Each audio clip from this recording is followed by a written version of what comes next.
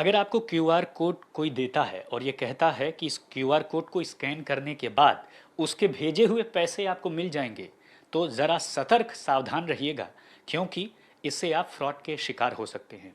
क्यूआरएल code भेजकर किस तरह से लोगों को चीट किया जा रहा है, ठगा जा रहा है, तकरीबन 10% ऐसे केसेस साइबर क्राइम सेल के पास पहुंच रहे हैं। आप कैसे बच सकते हैं? हमें खास मेहमान से जुड़ रहे हैं। हमारे साथ हैं अनुज अग्रवाल जी। सर, आपका बहुत बहुत स्वागत है। सर, सबसे पहले ये जानेंगे कि कोई क्यूआर कोड अगर हमें भेजता है तो ये कोई आम आदमी कैसे पता कर सकता है कि वो क्यूआर कोड फेक है और दरअसल स्कैन करने के बाद उसके अकाउंट से पैसे डिडक्ट हो जाएंगे, न कि उसके अकाउंट में पैसे आएंगे कहीं से?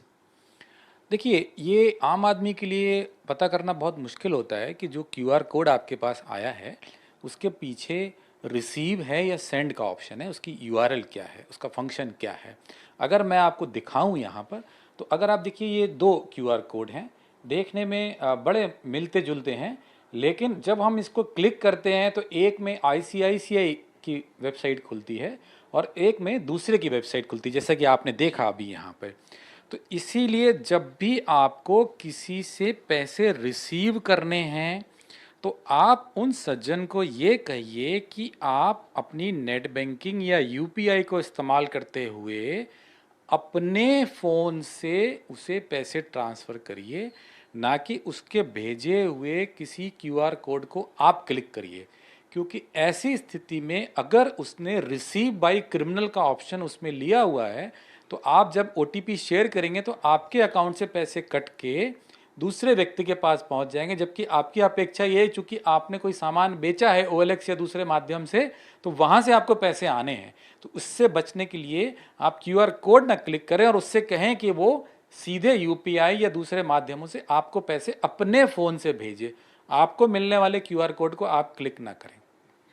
जैसा आपने बताया कि यूपीआई का जो माध्यम है वो बड़ा सरल है, सहज भी है कि नेट बैंकिंग की तरह हमें पहले अकाउंट पे ही ऐड नहीं करना है, आधे घंटे इंतज़ार नहीं करना है, वेरीफाई नहीं करना है और तब उसको ट्रांसफ़र नहीं करना है। लेकिन ऐसा लगता है कि कहीं यूपीआई की इस सहज और सरल फैसिलिटी का जो क्रिमिनल्स हैं उन्होंने हथियार बनाया है और लोगों को शिकार कर रहे हैं।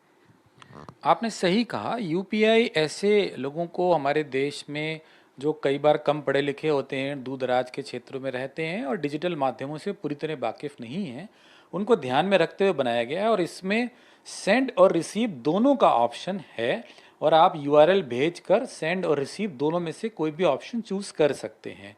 और जो साइबर अपराधी हैं, जो लोगों की अज्ञानता का फ़ायदा उठाकर उनको सेंड की जगह रिसीव का ऑप्शन अपने यूआरएल में भेज देते हैं और उनसे ओटीपी लेकर ट्रांजैक्शन करते हैं, जिसमें व्यक्ति ये समझता है कि यहाँ पर रिसीव का मतलब रिसीव्ड बाय हिम, यानी कि जो सेलर है उसे मिलना है, जबकि वहाँ पर असल में रिसीव का मतलब जो साइबर क्रिमिनल है वो उस पैसे को रिसीव कर रहा है। तो ये एक अच्छी सुविधा को साइबर क्रिमिनल्स मिसयूज़ कर रहे हैं और लोगों को बेवकूफ़ बना रहे हैं। उन्हें बहुत सावधान रहने की आवश्यकता है। बिल्कुल, और सबसे ख़ास बात यही है कि लालच बिल्कुल नहीं करना है, क्योंकि अगर आपके ऑनलाइन ऐड को देख करके कोई ये कहता है कि उसे आपका रेंटेड सोफ़ा या रेंटेड एकोमोडेशन बिना देखे ही पसंद आ रहा है और वो कहता है कि उसने एडवांस पैसे भेज दिए हैं, तो ज़ाहिर तौर पर आपको बिल्कुल भरोसा करने की ज़रूरत नहीं है, क्योंकि रियल लाइफ में बहुत जल्दी ऐसा नहीं होता है। कैमरामैन हिमांशु शर्मा के साथ राम किंकर सिंह, दिल्ली आज तक।